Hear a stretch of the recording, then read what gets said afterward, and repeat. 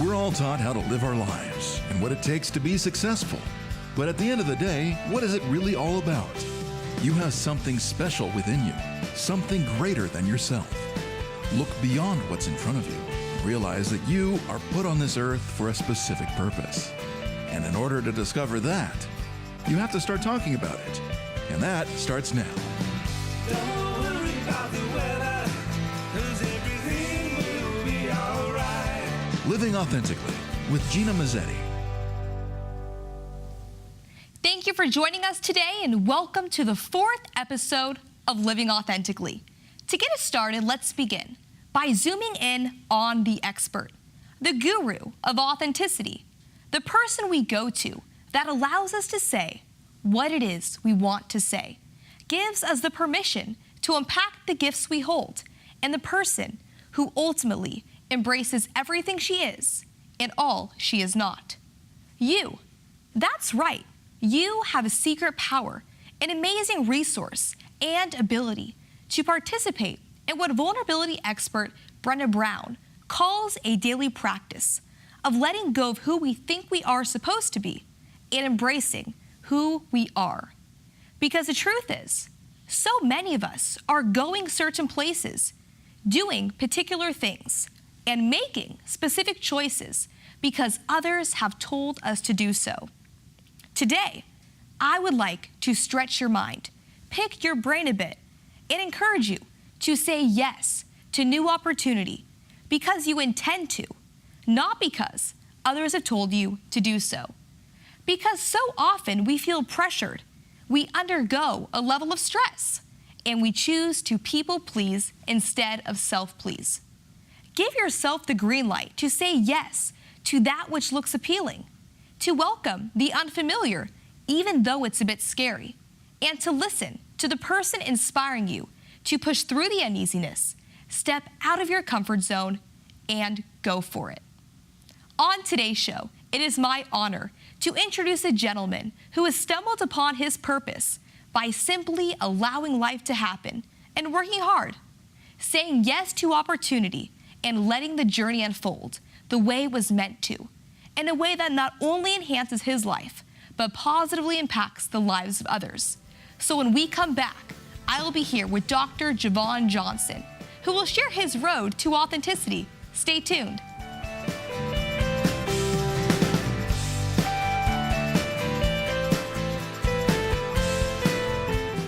Brought to you by Dr. Mazzetti and Dr. Wong Dentistry. With locations in both Palo Alto and South San Francisco, they provide a healthy, conservative, and common sense approach towards dental health with bright, modern, state-of-the-art offices focusing on patient education and care. In Palo Alto, they're located at 2223 Alma Street. Their phone number is 650-327-1530. And in South San Francisco, they are at 1131 Mission Road. Their phone number is 650-588-1501.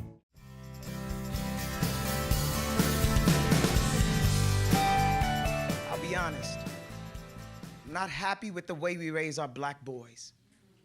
Don't like the fact that he learned to hide from the cops well before he knew how to read. Angrier that his survival depends more on his ability to deal with authorities than it does his own literacy. Get up, I yell at him. In this car, in this family, we are not afraid of the law. I wonder if he can hear the uncertainty in my voice. Is today the day he learns that Uncle is willing to lie to him? That I'm more human than I am hero. We both know the truth is far more complex than do not hide. Both know too many black boys who disappeared, names lost, know too many Trayvon Martins, Oscar Grants, and Abner Louimas, know too many Sean Bells and Amadou Diallos, know too well that we are the hard-boiled sons of Emmett Till still. We both know it's not about whether or not the shooter is racist. It's about how poor black boys are treated as problems well before we're treated as people. Black boys in this country cannot afford to play cops and robbers if we're always considered the latter. Welcome back to Living Authentically. That was my guest, poet and college professor, Dr. Javon Johnson.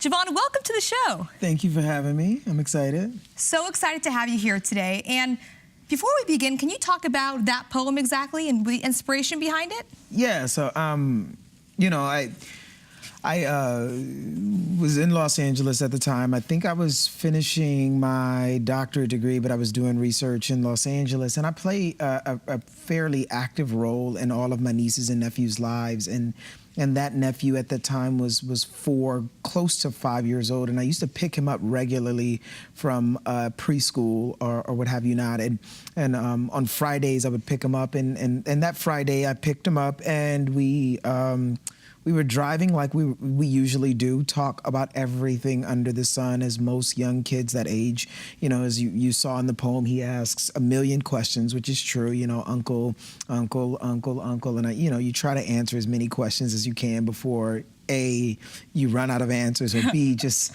you go insane from trying to answer the questions. It's like, geez, stop asking me so many questions, right. Just listen to the freaking music. So, we would do everything from homework after school on Fridays to go to Chuck E. Cheese, to just hang out at my house for a little bit before I take him back to my brother's house. And we just had a good time, like we always did. And we both look forward to that day. And on that particular Friday, he had saw a police car. It had to be maybe 2008, 2009 that happened. I want to say probably no more than before that. It was probably like 2008, 2007. And I had he had saw a police car, and he had literally dropped his seat and said, "All man, Uncle 50, we gotta hide." And I was very, very bothered by that, very troubled by that. Of course. And over the course of some time, I had wanted to write a story about that. I had wanted to write about that. And it wasn't until 2000, I'm even mixing my dates up, I'm certain here, but it wasn't until 2012, 2013 that I really tried to write about it, to approach writing about it, 2012. So why the delay? Why could you not write about it right away? Did you need some time to really reflect on it? No, there are lots of things that happen, throughout my life that I go, that's a story I want to write about, that I want to unpack and say something about it. And that was one of them. And it was such a powerful moment that I struggled with what angle I wanted to take and what I wanted to say about it. I was just sort of really struggling for a while as to how do I properly contextualize, to put into words this moment that was so powerful for me, that was so lasting and so real for me, to the point that one of the things a lot of people don't know, so that was an entirely true story, that moment happening. And again, I may be mixing my dates up. I would really have to really think about what year it was. Of course. But it was such a powerful moment when it happened that afterwards, after me yelling at him, because I did yell at him in this car, in this family, we're not afraid of the law. There was a very true thing that we both sat in silence. Neither of us knew how to deal with that moment. And I drove for the first time ever of me picking him up for years, of us just sitting in silence. Just really not knowing what to do with that moment. Not only, him learning at an early age what race is, what structural racism can be and can mean for him fearing officers at such an early age, that frightening, that what it did to me, and seeing him like, holy crap, right? That kind of fear. But then also me yelling at him for the first time in his life. It was the first time Uncle yelled at him. Wow. And so it was all of that stuff and those mixed emotions and mixed feelings that I didn't really know how to put in a poem, didn't really know how to negotiate. And I'm still not entirely sure how to fully negotiate that moment. And it's been pretty viral, actually, that poem. Yes. Been very well received. Very well received. You also get some trolls on the internet, which are fantastic. I also have a weird sense of humor, so most of the trolling stuff don't bother me. But it's been, by and large, well received. Gotten word from professors at various institutions who've created lesson plans around it, not only on the collegiate level, but also on the high school level. There have been lesson plans created around it. where students have spent entire weeks like really sort of unpacking what that Dissecting did. the And, whole topic. And so that's like, oh, wow, What okay, an honor. cool. I'll go with it. And when I first started teaching at SF State, a lot of students were like, you're the guy in the poem that did the, and I'm like, yeah. So it was like, we studied you in class. And I'm like, okay, that's cool. A little awkward for me, but cool, I love it. And I understand it to mean, one of the things we talked about when you were in my class is that, I believe in Sonia Madison's claim that one performance may or may not change the world, but it certainly can spark the kind of dialogues that can lead to material change. And hopefully this is the kind of performance that is generative enough in its ability to spark dialogue that leads to real change. And I love that. So let's talk about that performance piece. That is your passion. So can you tell us how you initially began doing poetry? Yes. So very true story. So in high school, I was, interested in, meeting my high school girls, young women, classmates, like a lot of young boys are at that moment. And there was this young woman who came up to me and she was like, hey, Javon, I heard you write poetry. And I thought she was very attractive. And I hadn't written a poem a day in my life up until that point.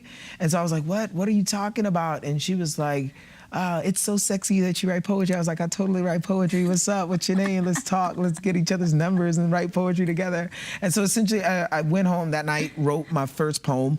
It was a love poem, I'm sure, that was terrible, that was awful. And I read it to her.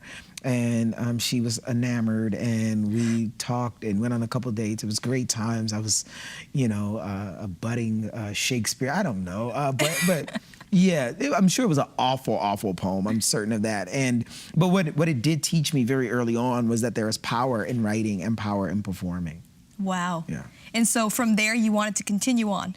Yeah, from there I continued on. I kept writing because I learned early on again that there was a certain power in this, right? There was a certain currency in doing this. To see that young woman's eyes light up because I told her something, I'm pretty sure it's terrible, something like, oh, your eyes are like the ocean, something awful. And that's okay, right? We got to start somewhere. Michael Jordan wasn't Michael Jordan until he started practicing basketball. Right. And I'm not saying I'm the Michael Jordan of poetry. I want to be very clear about that. This is not my claim at all. But it's a point that I want to make. And so I say all of that to say, to see her eyes light up, to see her moved by that was like, wow, holy crap. Like there is a power in this that I can't let go. And I began to write even more. And it became, I began to write about things that weren't, me just trying to, get my high school girl classmates' phone numbers. But it became more about what did I want to say, And I'd always been a very political person. Like, I was always a kid that was interested in Newsweek and, So you explored other topics. Yes, I began to explore the topics. I grew up in South Central Los Angeles, 1980s, crack-infested, gang-ridden South Central Los Angeles. And so I began to write about poverty. I think that was probably one of the first political things I started to write about was like poverty, because it was such a material thing. It was such a present thing for me that I had to write about it. And I began to write about poverty. I want to say that was like the first thing political. Even love is political too, but I mean, certainly, I'm a fan of arguing that love is a political act, that it's more than just a feeling. It's a choice that we make to lead connected lives, right? So I don't want to do away with this idea that love isn't political. I mean, because it is, but it's to say something more explicitly political. I think poverty was probably the first thing I wrote about. And what did you do with the poems? Did you perform them automatically? Did you turn them into a contest? I did. Actually, in high school, I did speech and debate. There was an event called Original Prose and Poetry where you were supposed to write your own poetry and then you perform it and compete. And I did that, and I fared pretty well in that event. I also wrote a poem for a national talent competition that I won for the Omega Psi Phi fraternity. I won local, then regional, and then nationals.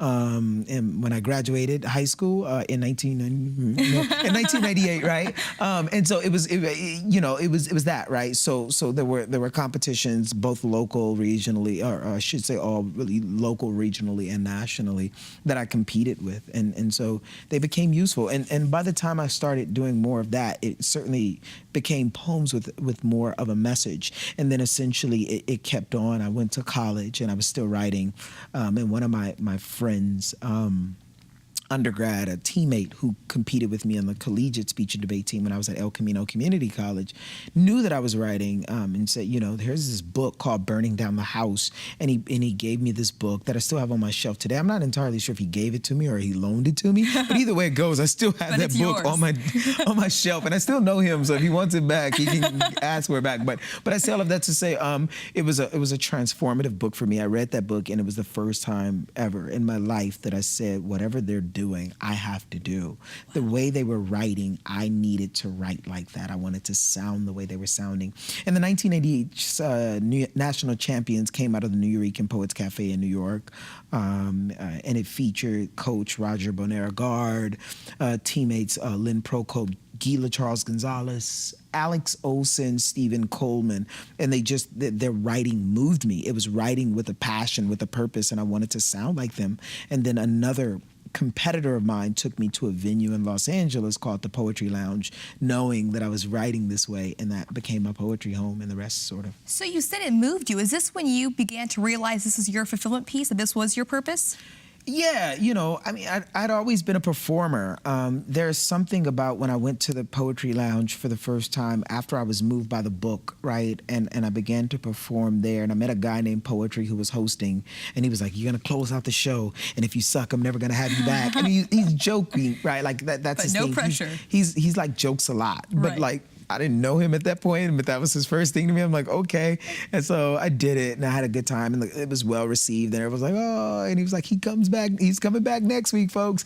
And so, poetry became family. The guy named Poetry and the other hosts and founders, and Shihan Jamel, Dante Bosco, who played Rufio, is one of the founders of there. So he's a good friend and family member now too. In Hook, Rufio and Hook. When I went there, it was magical. It was alive. It was energizing. It was visceral verse. It was breathing poetry. Wow. I don't know how else to say that. It was not the stuff on the page. It was not dusty. It was not old. It was people telling their truths right here, right now, and people listening. And it was such an amazing feeling to know that there was a room full of people wanting to hear my truth, wanting to hear what it is that I believe right in the world, and what was my vision for it and my passions, that I could not leave this alone, to the point that not only have these people become family, but the lounge every Tuesday night is a religion for some people. It is church. It is sanctuary for some people. One of the younger poets out of the lounge now has this poem where he says, in a line, he says, I have admitted things in this church, meaning the Poetry Lounge, right, in this church that I would never even share with my own God. Wow. And it's like, that's the power of the space. That is powerful. Yeah. So, is it at all difficult for you to express this power that you're talking about, the topics that you address? Is that hard to address in front of a room? No, I'm comfortable. I'm actually more comfortable on a performance stage than I am face-to-face with people. I don't like a lot of one-to-one conversations. Right. I don't want you peering into my soul and trying to figure out all my secrets. I'll let you know what I want to let you know on a performance stage. Like, it's the intimate conversations that really sort of nerves me more than anything. It's on stage I can share with you almost any part of my life and would have no problem doing so, which is why you can get poems about a very personal moment between my nephew and I, and you'll get my personal thoughts that I know at times have made my family go, oh my God, why are you sharing that with people? But it's easy for me to do that, and it's always been. And has your nephew seen any of the poetry? Yeah, my nephew, so he's older now. He's finishing middle school now, so he's a much older, so maybe that's the way I should track the date. He's probably, I think he's in the 7th grade now. whatever age that is, subtract, and then we'll figure out the date of when I wrote that piece, which makes me now think that probably was before 2008. But whatever, Right. here we are. I say all of that to say he sees it, he loves it. Like he's on Facebook, so he'll often comment when people post the video up, and he'll be like, "That's about me, y'all," and you know he wants his claim to fame, and I love him for it, and it's all good. I wonder if he'll explore poetry one day. Yeah, I don't know. He's into football right now. That's his thing, and So you're a teacher. I've taken 2 of your classes. Yes. And then I couldn't take any other ones because no more on the list that I could take. Right. So I was pretty bummed. But at what point in your career did you say, this is something I want to teach? That's an interesting sort of story. So when I was doing my bachelor's degree, when I was doing my undergrad, I didn't think for a second that I would get a master's, let alone a PhD. Like that wasn't something I thought would ever happen. And it wasn't because I didn't think I was capable. It was because I needed to go get a job and make money. I didn't have time. You know, there's a luxury to waiting to start a career, right? And this is partially the way poverty gets perpetuated, right? Like if I don't have the luxury to wait and to continually educate myself so that I can have a better career on the long run, I take whatever's available now because I need to make ends meet, right? That happens for some people, certainly not all. But I say all of that to say, you know, I wanted to get a job, help my family make ends meet, and I had a job waiting for me that I didn't really want, and my one of my teachers, who's profoundly impacting, who had a profound impact in my own life, Brian Keith Alexander, who's now a dean at Loyola Marymount, you know, was like, hey, you should think about this grad school thing. You know, and I applied at the same time I was applying for jobs, and I got accepted back into the institution. I also went to Cal State. I went to Cal State LA, and I got accepted back there and a few other places. And I thought, this place has been nurturing for me, and so I'm going to stay. And, you know, they gave me a full scholarship with a TA-ship where I was able to help, I was able to pay bills by teaching undergraduate courses, basic public speaking nonetheless, but still. And that's what living authentically is. Right, You right. really figure out your journey and let it unfold the way it's supposed to. Absolutely, absolutely. And so that's what happened. Right. Yeah. And then along the way in my master's program, I also found out that I kind of like grad school, so I went to go get a PhD. I love it. Stumbled into it. Good for you. Well, Javon, thank you so much for sharing your story of authenticity. And today has been such an amazing show. And so when we come back, I will be here to discuss all that we learned today. Stay tuned.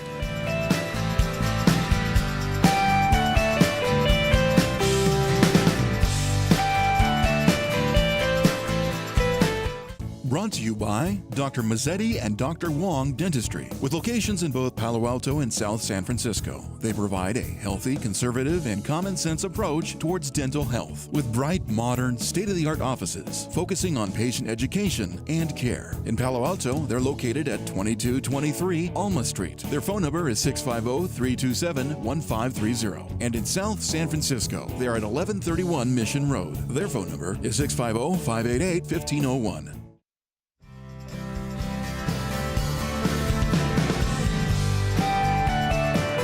Welcome back to Living Authentically. Today has been an amazing show.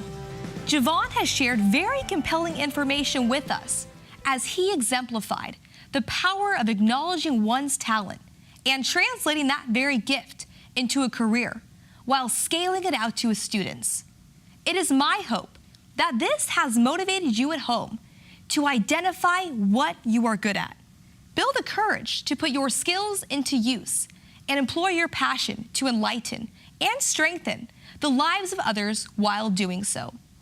Whether it be writing a love poem to impress your crush or putting your name on the class roster, even if you didn't initially anticipate taking the class, go for it. Realize that your time is limited, that you only have so much energy, and ought to go after your dream today. I now would like to turn this to you with a game of food for thought. What opportunities have you welcomed, and which ones have you ignored? Think back to yesterday, last week, or perhaps the past 5 years, and ask yourself this: am I doing what I love? Am I going after what I am good at? Am I willing to put in the work to reap the benefits of authenticity? Answer these questions and encourage a friend to do the same.